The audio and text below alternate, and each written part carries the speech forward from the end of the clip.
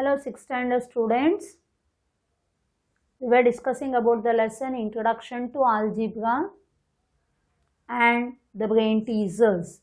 We have completed up to question number 3. Now question number 4.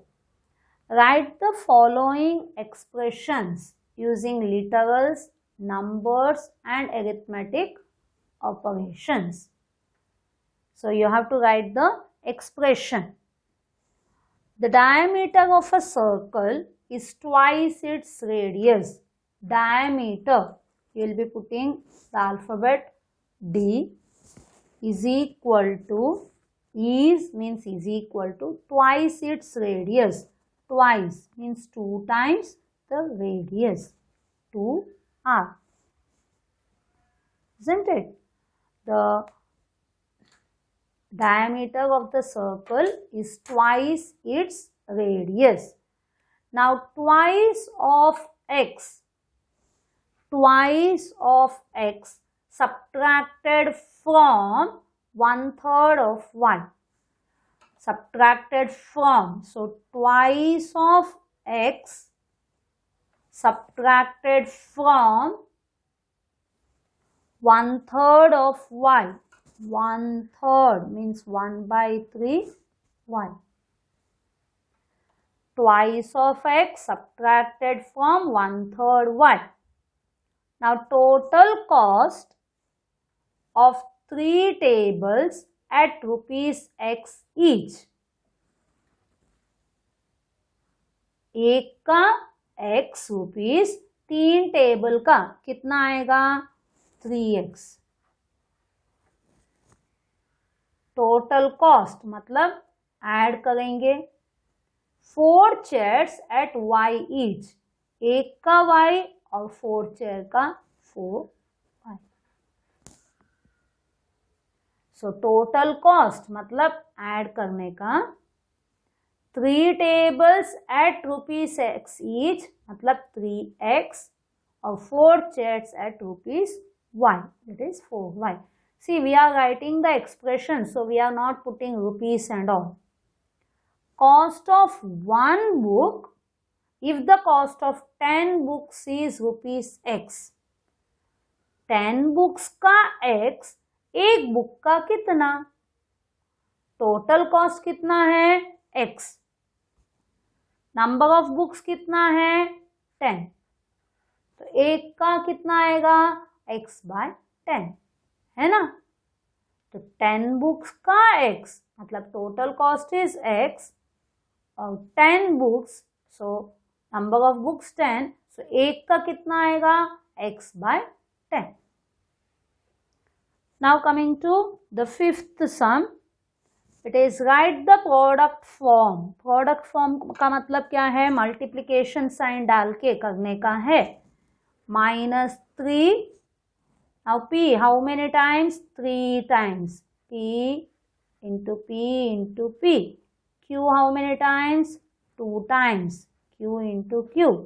r, 1 time. Now -y to the power 27. So ज्यादा रहेगा तो कैसे लिखने का? -y into -y into -y और dot dot 27 times है ना. मल्टीप्लिकेशन साइन डाल, सो बीच में मल्टीप्लिकेशन साइन और लास्ट में 27 times. Next, write the statement to represent a constant. कोई भी आप लोग एक स्टेटमेंट लिखो कांस्टेंट के लिए. कांस्टेंट मतलब क्या है? The degrees in the right angle, so the degrees in a straight angle,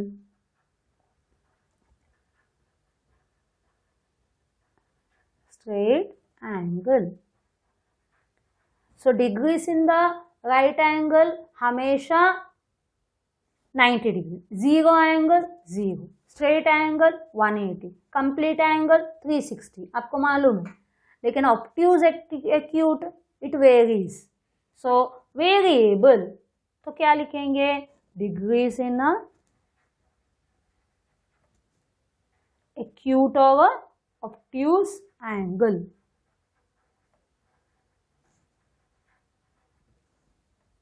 You can write the temperature in a day, that also it keeps varying, isn't it? याद है ये topic? Constant मतलब हमेशा वही रहने वाला. The days in each month, they are always constant except for February. February either it is 28 or 29. That is why it is a variable. So we have completed the question number 7. Now coming to question number 8. Write the product form of 2 by 3x the whole cube. Whole cube bracket डालकर बाहर 3 डाला है और 2 by 3 x cube. उसको product form लिखो. कैसे लिखेंगे? 2 by 3 into, correct है? नहीं है ना? 2 by 3x, 2 by 3x, 2 by 3x. So 2 by 3 the whole raised to 3 का मतलब क्या है? 2 by 3x into 2 by 3x into 2 by 3x.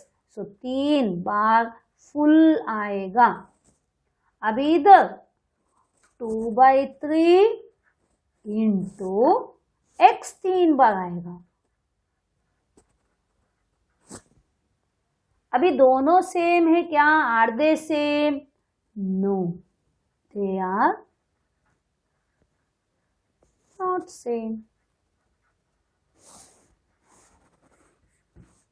Already worksheets में भी हम देखे हैं ना, ब्रैकेट डालकर raise to the power so much डालेंगे तो उसका वैल्यू और विदाउट द ब्रैकेट कैसे रहता है, तो वैल्यूज चेंज रहते हैं. Now write one example.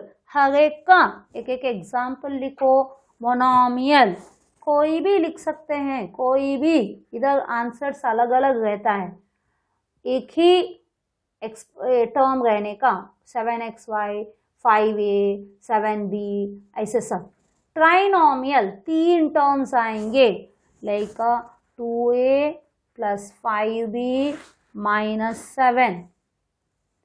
क्वाड्रिनोमियल 4 आएगा, like x squared minus 2y squared plus 9 z squared minus 10.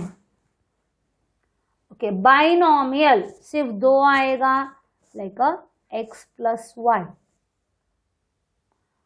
Remember everything they have to be unlike terms. Like terms आएगा तो वो सॉल्व करने के बाद चेंज होता है. So remember that. Now separate the terms. Already ये सब हुआ है. सेपरेट द टर्म्स में क्या है? कॉमा डालकर डालने का है ना. तो 3p क्यूब, फिर आएगा comma minus 2p square comma p comma minus 6. ठीक है. अभी encircle the like terms. A squared B C, A नहीं है, ए भी नहीं है.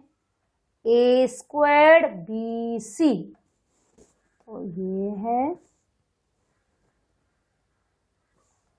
इंटरचेंज किए but still minus A squared B C.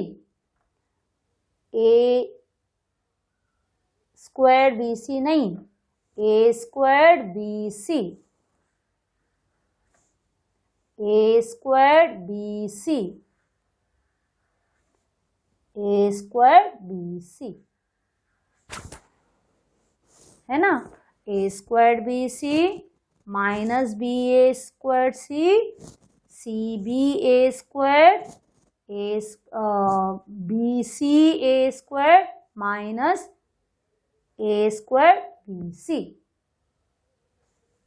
Understood? So you should be very careful in identifying the like terms. So we have completed question number 11.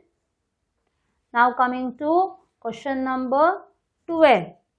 It's a fill in the blanks. An algebraic expression whose terms are. So you have to write the terms. Terms are given. You have to write the algebraic expression. How to write? Remove the comma and write it, isn't it? Minus 2a plus 3b minus 5. Okay. The numerical coefficient का मतलब क्या है? जो भी number है ना, उसको numerical coefficient बोलते हैं. So in minus 3 by 2 x squared yz, that is minus 3 by 2. Now coefficient of y का मतलब y को छोड़कर जो भी बचा वो सब. So in 2.5 x squared y को निकालो, क्या बचा? 2.5 x squared. Now coefficient of p in minus p को निकालो, क्या बचा? -1. अभी is 2x minus 3y minus x a binomial और a trinomial? ऐसे ही देखेंगे ट्राइनोमियल 1 2 3, लेकिन these are like terms. So ये क्या बनेगा? 2x minus 3y minus x will become 2x minus x will be how much? x 1x है ना, minus 3y. तो अभी क्या बना? बाइनोमियल है ना. नाउ द एक्सपोनेंशियल फॉर्म, मतलब पावर्स में लिखने का 17 times. So minus p to the power 17, minus p to the power 17. Okay, minus रहेगा तो प्लीज ब्रैकेट्स डालो. Okay, sum of this, sum मतलब क्या है? उसको ऐड करने का और आंसर लिखने का. So minus 7x plus 8x plus plus x minus 9x. तो कितना आया? It is a plus 8 plus x मतलब प्लस 8 प्लस 1 9, माइनस 9 कैंसिल होगा, क्या बचा? It is a minus 7x.